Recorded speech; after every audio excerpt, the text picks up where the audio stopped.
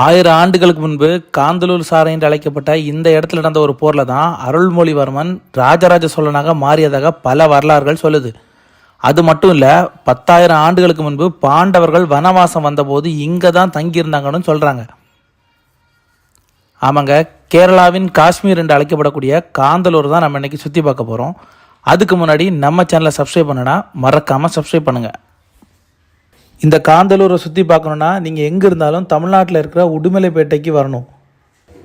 இங்கிருந்து 23 கிலோமீட்டர் தொலைவில் இருக்கக்கூடிய தமிழ்நாடு கேரளா வனப்பகுதியான மறையூர் வரணும். இன்னும் புரிகிற மாதிரி சொல்லணும் அப்படின்னா, சின்னாறு வளவனுங்கு சரணாலயம் ஆலைமலை புலிகள் காப்பகத்தில் இருக்கக்கூடிய நடுப்பகுதி தான் இந்த மறையூர். நீங்கள் நினைக்கிறது சரிதான். இங்கே 2 பக்கமும் அடர் காடுகளாக இருக்கும். போகிற வழியெல்லாம் புலியும் காட்டெருமைகளையும் பார்க்கலாம். இருசக்கர வாகனத்தில் வர்றது ஆபத்து தான். ஆனால் நான் முதல் முறை என்னுடைய ஆரி பைக்கில் வந்திருக்கேன். அது உண்மையிலேயே அட்வென்ச்சரான ரைடு. காலையில் மறையூர் வந்தீங்கன்னா தென்னிந்தியாவில் இருக்கக்கூடிய நீளமான தூவானம் அருவியை ட்ரெக்கிங்கில் போய் பார்க்கலாம். வாழ்க்கையில் மறக்க முடியாத ட்ரெக்கிங்காக இருக்கும்.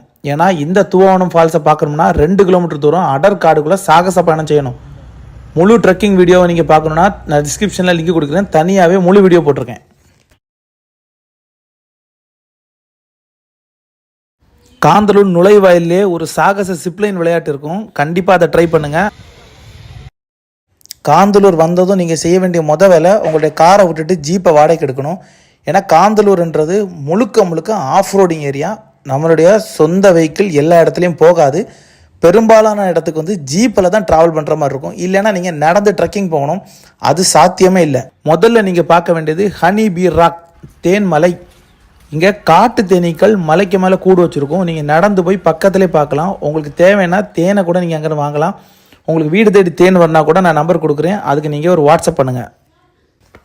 அடுத்து நீங்கள் போக வேண்டியது ஸ்ட்ராபெரி தோட்டம். அதுவும் கொஞ்சம் பக்கத்துலேயே இருக்கும். சுற்றி ஸ்ட்ராபெரி தோட்டமாக இருக்கும். அதுக்கு மேலே நின்று பார்த்தீங்கன்னா ஒட்டுமொத்த காந்தலூரோட ஒரு பகுதி அழகே தெரியும். அங்கே நீங்கள் உங்களுக்கு தேவையான ஸ்ட்ராபெரி வாங்கலாம். சுற்றி நின்று புகைப்படலாம் எடுத்துகிட்டு அடுத்ததான் நீங்கள் போக வேண்டியது ஆப்பிள் தோட்டம். கேரளாவோட காஷ்மீரில் இந்த காந்தலூரில் அழைக்கிறாங்க. காரணம் என்னென்னா, இங்கே ஆப்பிள் தோட்டம் இருக்குது. காஷ்மீருக்கு அப்புறம் இங்கே தான் ஆப்பிள் அதிகமாக விளையும். சீசன் டைமில் தான் இந்த ஆப்பிள் இருக்கும். அந்த தோட்டத்தை நீங்கள் சுற்றி பார்த்துட்டு போகலாம். இங்கேருந்து நீங்கள் ஆப்பிள் எதுவும் பறிச்சு எடுக்கக்கூடாது. அடுத்தது அது பக்கத்தில் இருக்கக்கூடிய நாட்டு சர்க்கரை ஆலையை கண்டிப்பாக சுற்றி பார்க்கணும். கரும்புலேருந்து நேரடியாகவே ஒரிஜினலாக நாட்டு சர்க்கரை தயாரிக்கிறாங்க. இங்கே நீங்கள் உங்களுக்கு தேவையான நாட்டு சர்க்கரையை வாங்கிட்டு போகலாம்.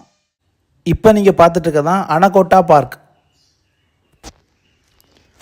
ஒரு ஆளுக்கு 20 ரூபா வாங்கிட்டு தான் உள்ளே விடுவாங்க. இது ஒரு பிரம்மாண்டமான பாறை. இதுக்கு ஒரு பெரிய வரலாறே இருக்குது. இங்கே தான் 10,000 ஆண்டுகளுக்கு முன்பு பாண்டவர்கள் இங்கே வனவாசம் இருந்ததாக சொல்கிறாங்க.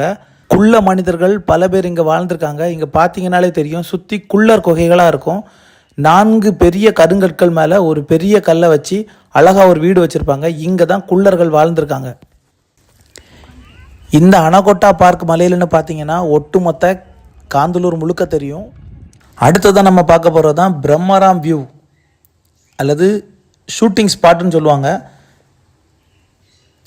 பெரும்பாலான மலையாள படங்கள் இங்கே தான் எடுக்கிறாங்க. இந்த இடத்தோட சிறப்பே ஒரு மரத்து மேலே ஒரு அழகான கூண்டு மாதிரி ஒரு வீடு கட்டி வச்சுருக்காங்க. ஏணிப்படையில் ஏறி போய் தான் இந்த வீடை நீங்கள் பார்க்கணும்.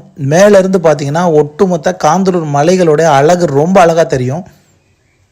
இந்த இடத்த சுற்றி லெமன் கிராஸ் அப்படின்னு சொல்லக்கூடிய ஒரு புல் இருக்கும். இதிலேருந்து தான் வாசனை திரவியங்கள் தயாரிக்கிறாங்க.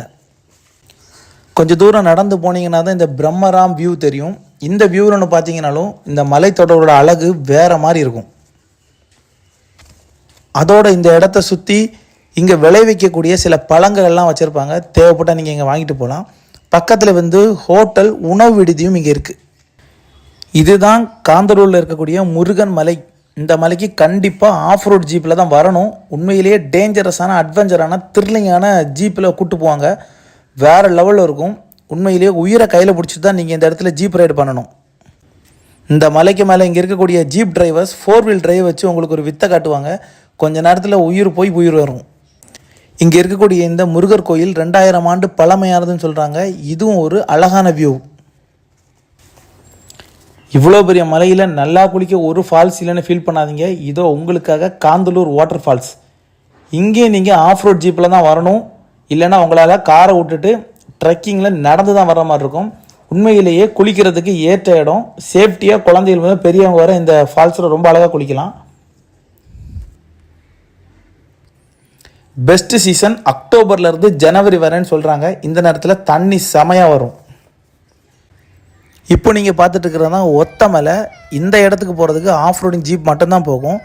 இந்த மலை வியூவில் நின்று பார்க்குறதே டேஞ்சரு. சேஃப்டின்றது கிடையவே கிடையாது. கொஞ்சம் ஸ்லிப்பானீங்கனாலும் மலை அடி வாரம் கிட்டத்தட்ட 1800 அடி உயரத்தில் இருக்க மலை கீழே விழுந்துருவீங்க. அதனால் பத்திரமா இந்த இடத்துல இப்போ நின்று வியூ பாருங்கள். ஆனால் உண்மையிலேயே இது வேறு லெவல் எக்ஸ்பீரியன்ஸு. காந்தலூரில் நீங்கள் நினச்ச நேரம் சாப்பிட முடியாது. அதனால் எங்கெங்கே உணவு கிடைக்குதோ அங்கங்கே வாங்கி வச்சு சாப்பிட்ருங்க.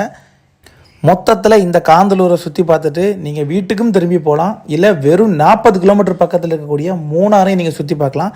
அடுத்த வீடியோவில் மூணாரை வந்து நம்ம போட்டிருக்கோம். மறக்காமல் டிஸ்கிரிப்ஷனில் அந்த வீடியோவை பாருங்கள். தொடர்ந்து இதுபோல் ட்ராவல் இன்ஃபர்மேஷன்ஸ் vlogs பார்க்கணும் அப்படின்னா நம்ம சேனலை சப்ஸ்கிரைப் பண்ணுங்கள், ஷேர் பண்ணுங்கள். மறக்காமல் உங்களோட எக்ஸ்பீரியன்ஸை கமெண்ட் பண்ணுங்கள்.